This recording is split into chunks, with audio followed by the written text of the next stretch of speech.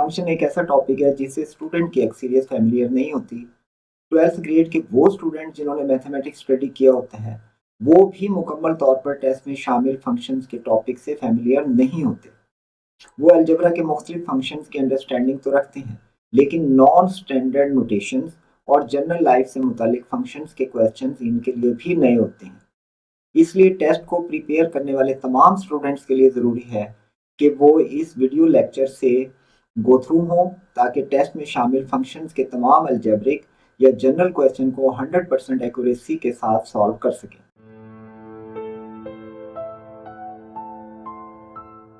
हम शुरू करते हैं। फंक्शन फंक्शन क्या चीज़ है? फंक्शन बेसिकली एक डेफिनेशन है जो किसी नोटेशन या किसी सिंबल के साथ अटैच कर दिया जाता है। जैसे अगर हम कहते हैं f x is equal to x minus seven, तो ये हमने एक रिलेशन डिफाइन किया है कि एफ जब भी ऑपरेट होगा तो एक्स माइनस सेवन उसकी वैल्यू देगा। मतलब अगर मैं कहता हूँ कि जी एफ ऑफ वन बताएं इसी डेफिनेशन के मुताबिक, तो होगा क्या कि देखें x की जगह वन आ गया, तो यहाँ पर भी आप x की जगह वन रखें। One minus six, one minus seven is equal to six. तो f of one according to this definition is equal to six. तो फंक्शन में एक इनपुट होती है और फंक्शन उसको जब हम फंक्शन को ऑपरेट करते हैं तो आउटपुट आ जाती है। ये जो f है ये फंक्शन का नाम होता है। ये कुछ भी हो सकता है, ये f जरूरी नहीं है, क्योंकि फंक्शन f से शुरू होता है तो अमूमन f इस्तेमाल कर लिया जाता है। वरना आपसे ux भी लिख सकते हैं, px भी लिख सकते हैं, और x को हटाकर सिंपल कोई नोटेशन भी दे सकते हैं। मसलन आप हैश दे दें, hash of three, hash of p वगैरह वगैरह। तो ये स्टैंडर्ड नहीं है कि आप हमेशा यही एफ इस्तेमाल करेंगे। तो आप देखेंगे कि क्वेश्चन में मुख्तलिफ किस्म के नोटेशन, मुख्तलिफ किस्म के सिंबल्स यूज होते हैं। मतलब ये एक फंक्शन है f of x is equal to 20x plus 10। अब इसकी वैल्यूज हम कैसे मालूम करते हैं? ये हमें डेफिनेशन बताई गई है कि जब आप एक्स पर एफ ऑपरेट होगा तो एक्स की जो वैल्यू होगी उसे 20 से मल्टीप्लाई करेंगे और 10 ऐड कर देंगे। तो आप ये देखें कि अगर आपसे कहा जाए कि एफ ऑफ वन बताएं तो इसमें एक्स की जगह आपने वन रखा, तो इसकी डेफिनेशन में भी आप एक्स की जगह पर वन रख दें, तो इसका आंसर होगा 30। इसी तरह अगर एफ ऑफ टू बताना है इसी डेफिनेशन के मुताबिक, तो एक्स की जगह पर आप टू सब्स्टिट्यूट कर दें, तो ये हो जाएगा 50।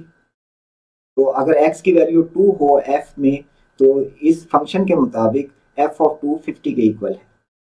इसी तरह से f t is equal to 5t square plus 3। अब आप डिफरेंट वैल्यूज इसमें रखते जाएं तो आपको डिफरेंट वैल्यूज मिल जाएंगी। मसलन एफ ऑफ जीरो, अब टी की जगह पर जीरो आ गया तो यहाँ पर भी टी की जगह जीरो आ जाएगा, तो ये इक्वल होगा 3 के, क्योंकि ये जीरो हो जाएगा। तो फंक्शन बेसिकली क्या है? एक डेफिनेशन है कि जिसमें हम इनपुट देते हैं और उस डेफिनेशन के मुताबिक ऑपरेट करके हमें आंसर मिल जाता है। अदर नोटेशन देखें, जैसे मैंने अभी बात की थी कि जरूरी नहीं है कि हमेशा एफ ऑफ एक्स ही होगा। ये भी एक फंक्शन है हैश ऑफ एक्स। देखिए इसमें ब्रैकेट भी यूज नहीं हो रही। क्या दिया है? Hash of x is equal to 7x minus two. मतलब क्या हुआ कि हैश के बाद जो भी नंबर होगा उसको हम कैसे ऑपरेट करेंगे कि उसको 7 से मल्टीप्लाई करके माइनस टू कर दें। जैसे कि अभी पूछा गया है हैश ऑफ थ्री बताएं, तो अब हैश ऑफ थ्री यानी कि x की जगह पे आपने थ्री सब्स्टिट्यूट किया है, तो आप डेफिनेशन में भी x की जगह पर थ्री रख दें। ये हो जाएगा 21 minus two is equal to 19। इसी तरह at the rate of p, उसकी डेफिनेशन ये दी गई है। एट द रेट ऑफ 5 बताएं, तो एट द रेट ऑफ 5 इसका मतलब क्या हुआ कि p की जगह 5 सब्स्टिट्यूट करते हैं। 9 मल्टीप्लाइड बाय 5 का square plus 2 into 5 minus 1 is equal to 9 into 25 plus 10 minus 1। ये हो जाएगा आपके पास 225 प्लस 9 इज इक्वल टू 234। तो at the rate of 5 is equal to 235 इस डेफिनेशन के मुताबिक।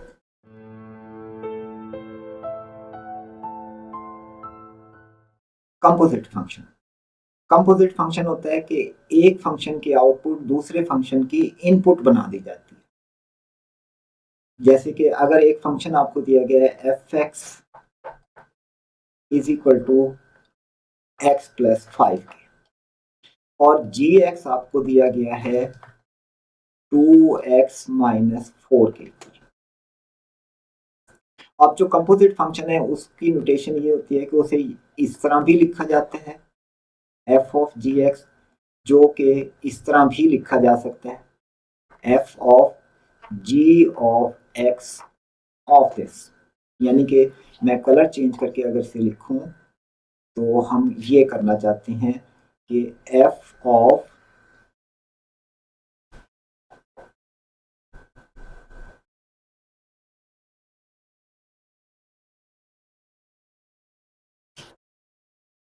जी ऑफ एक्स, ये चीज बनती है। मतलब क्या हुआ कि जो जी एक्स का आंसर आएगा जब जी एक्स को ऑपरेट करेंगे, जो उसका रिजल्ट आएगा वो एफ की इनपुट बन जाएगी। देखिए अब यही काम हम यहाँ करते हैं। तो जी एक्स हमें ये दिया गया है, अगर हमें ये कहा जाए कि f of g of x बताएं, ये हम डायरेक्ट कर रहे हैं, अभी वैल्यूज नहीं डाल रहे। तो एक्चुअली अब क्या हो रहा है कि जी एक्स की आउटपुट है ये, अगर जी के अंदर एक्स रखा जाए तो आउटपुट ये आती है। अब ये इनपुट बन जाएगी एफ की, तो ये बन जाएगा एफ ऑफ 2x माइनस 4। ये जी एक्स को हमने इसके आउटपुट जो थी जी एक्स की वो इसमें इनपुट बनकर आ गई है।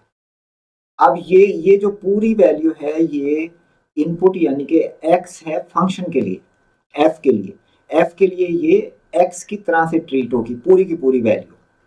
तो यहाँ पर एफ एक्स क्या है कि जो भी ब्रैकेट के अंदर वैल्यू है उसमें 5 ऐड कर दें। देखें जो कुछ भी ब्रैकेट के अंदर है उसमें 5 ऐड कर दें। तो हम ब्रैकेट के अंदर तो ये मौजूद है, इसमें 5 ऐड कर देते हैं।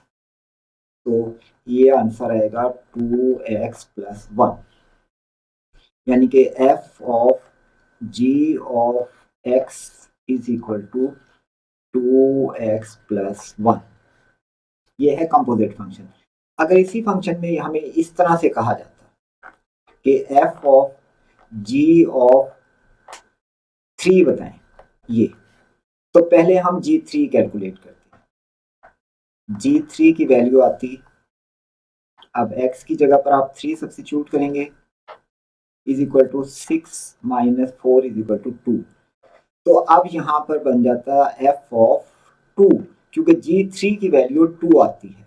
तो अब f ऑफ 2 ऑपरेट करें तो इस फंक्शन के मुताबिक, तो ये 2 प्लस 5 इज इक्वल टू 7 हो जाएगा। ये है कंपोजिट फंक्शन।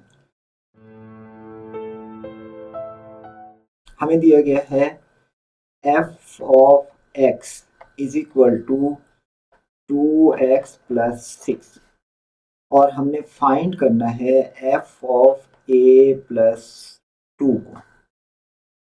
ठीक है, तो x की जगह पर f ऑफ x की जगह पर क्या आ गया a प्लस 2। तो जहां पर भी x आ रहा है उसकी जगह a प्लस 2 सब्सिट्यूट कर दें। 2 अब x की जगह पर आ जाएगा a प्लस 2 और ये प्लस 6। ब्रैकेट एक्सपेंड करें, 2a प्लस 4 प्लस 6 किसके इक्वल हो जाएगा 2a प्लस 10। अब दोनों 2 से डिवाइड होते हैं, 2a भी और 10 भी, तो इसको कॉमन लिया जा सकता है, ये हो जाएगा a प्लस 5, जो कि ऑप्शन डी में दिया गया। अब ये फंक्शन दिया गया है dollar sign of a is equal to 5a minus 2। हमने बताना है dollar sign of 3 multiplied by dollar sign of 2। तो पहले हम इसको कैलकुलेट करते हैं। $3 क्या हुआ कि ए की जगह पर 3 आ गया, तो यहाँ पर भी ए की जगह आप 3 सब्सिट्यूट करें। 15 minus 2 is equal to 13। $3 is equal to 13। फिर हम $2 मालूम करते हैं ये, तो अब ए की जगह पर 2 रख दें। 10 माइनस 2 इज इक्वल टू 8। अब हमने बताना क्या है, $3 मल्टीप्लाइड बाय $2। $3 13 है और $2 8 है, इज इक्वल टू 104, जो कि ऑप्शन बी में दिया गया। अब हमें फंक्शन दिया गया है f of x is equal to 3x² minus k। फिर वो कहता है कि f ऑफ 2 10 के इक्वल अगर हो तो k की वैल्यू बताएं। तो ठीक है, हम f ऑफ 2 कैलकुलेट करते हैं पहले। f of 2 is equal to, अब x की जगह पर आ गया 2, तो 2 का square minus k is equal to 3 into 4 minus k is equal to 12 minus k। अब उसने कहा, ये हमारे पास आया है f ऑफ 2, तो उसने कहा है कि दिस इज इक्वल टू 10। तो ठीक है, हम कहते हैं 12 minus k is equal to 10। f of 2 की वैल्यू थी 12 माइनस के और इसके इक्वल कर दिया 10 के, तो यहाँ से minus k is equal to -2 आ जाएगा। 12 को इधर ले जाए माइनस करके, तो k की वैल्यू हमारे पास आ गई 2, जो कि ऑप्शन डी में दी गई है।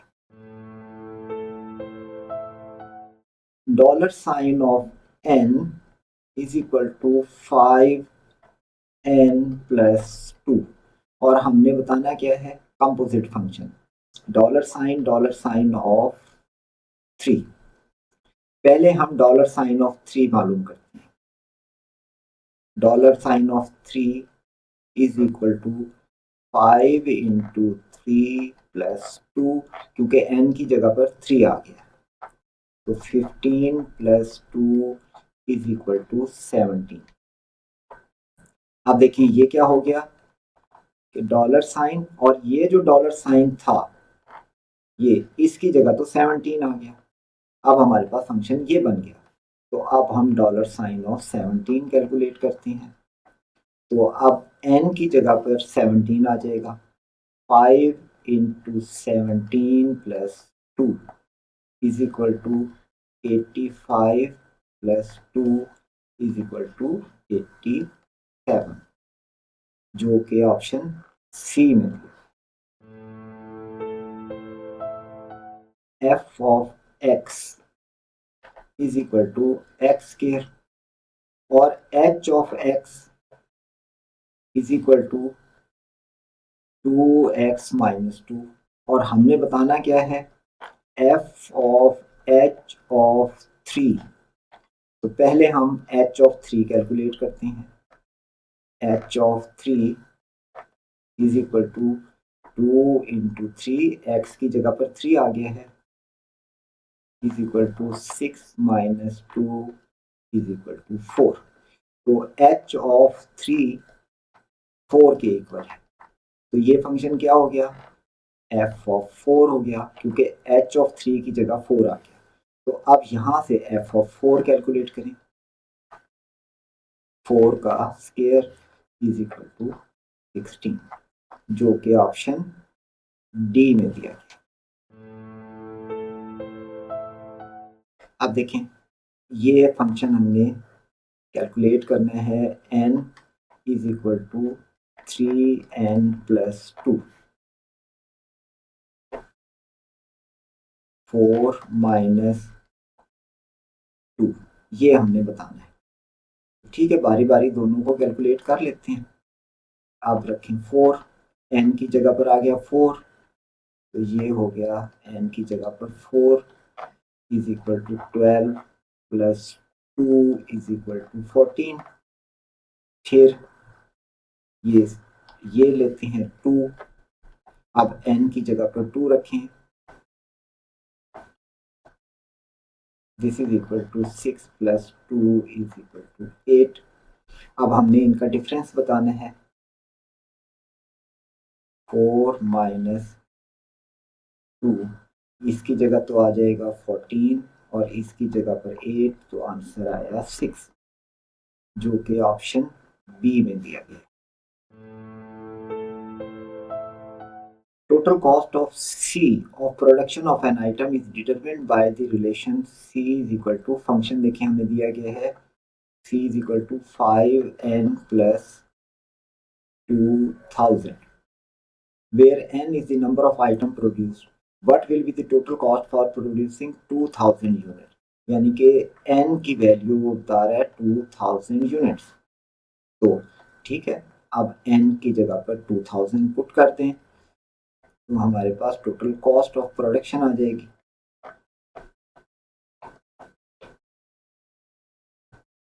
n की जगह पर ये 2000 आ गया, is equal to 10,000 plus 2000 is equal to 12,000, जो कि ऑप्शन बी में दिया गया।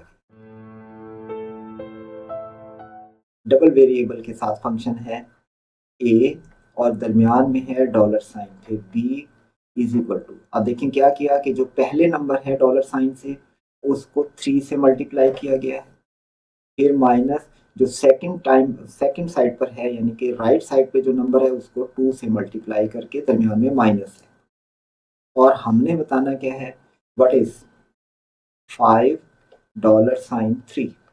क्या मतलब हुआ, a की जगह 5 रख दें, b की जगह 3 रख दें, तो 3 a की जगह पर 5 आ गया, माइनस 2 b की जगह पे 3 आ गया,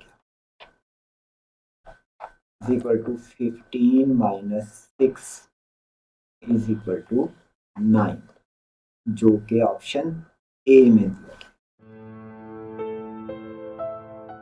हाँ जी, ये इस सिंबल के साथ k का फंक्शन है वाई के is equal to 3k minus 2, then y0 plus y2 बताएं। ठीक है, हम दोनों कैलकुलेट कर लेते हैं। 0 k की जगह पर 0 रखें तो ये तो सारा 0 हो जाएगा, minus 2 is equal to minus 2। अब इसको कैलकुलेट करें तो k की जगह पर 2 रखें, 6 माइनस 2 इज इक्वल टू 4। अब हमने इन दोनों को ऐड करना है, तो माइनस 2 प्लस 4, क्योंकि इसकी वैल्यू है माइनस 2, इसकी 4, तो ऐड करें तो ये आ गया 2 के इक्वल, जो कि ऑप्शन ए में दिया गया। If a ball is thrown straight up at a certain speed, its height h in feet after t second is given by the formula. Formula हमें दिया है h is equal to 40t minus 16t square. How many feet high will the ball be 1 second after it is thrown? 1 second के बाद कितनी height पर होगी, तो जाहिर है अब t की वैल्यू उसने 1 दे दी है, तो अब हम इसमें 1 सब्स्टिट्यूट कर देते हैं। Height is equal to 40, t की जगह पर 1 माइनस 16 t की जगह पर 1, तो ये हो गया 40 minus 16 is equal to 24 metre high होगी, जो कि ऑप्शन सी में दिया गया। x row y is equal to x square plus y square minus xy, then 9 this symbol 11 is, तो ठीक है हम इसके नीचे रखते हैं इसे 9 11 इज इक्वल टू, अब देखें x की जगह 9 है और y की जगह 11 है, तो ये हो जाएगा 9 का square plus 11 square minus x की जगह 9, y की जगह 11, तो ये हुआ 81 प्लस 121 माइनस 99, ये हो गया 81 और ये 22, दिस इज इक्वल टू 3103, जो कि ऑप्शन सी में दिया। A asterisk b, a asterisk b का फंक्शन है equal to a plus b plus a b, और हमने जो बताना है वो है 3 स्टेरिक 4 माइनस 2 स्टेरिक 3। तो बारी बारी कैलकुलेट कर लेते हैं। 3 स्टेरिक 4 इज इक्वल टू, अब ए की जगह 3, बी की जगह 4, 3 plus 4 plus 3 into 4 is equal to 7 plus 12 is equal to 19। तो इसकी जगह तो आ गया 19। अब इसको कैलकुलेट करते हैं। 2 स्टेरिक 3 इज इक्वल टू, अब ए की जगह 2, बी की जगह 3, ए की जगह 2, बी की जगह 3 is equal to 5 plus 6 is equal to 11। यहाँ आ गया 11। अब इन दोनों को सब्ट्रैक्ट करें तो आपके पास आता है 8। 19 माइनस 11 इज इक्वल टू 8, इसलिए इसका आंसर है ऑप्शन बी।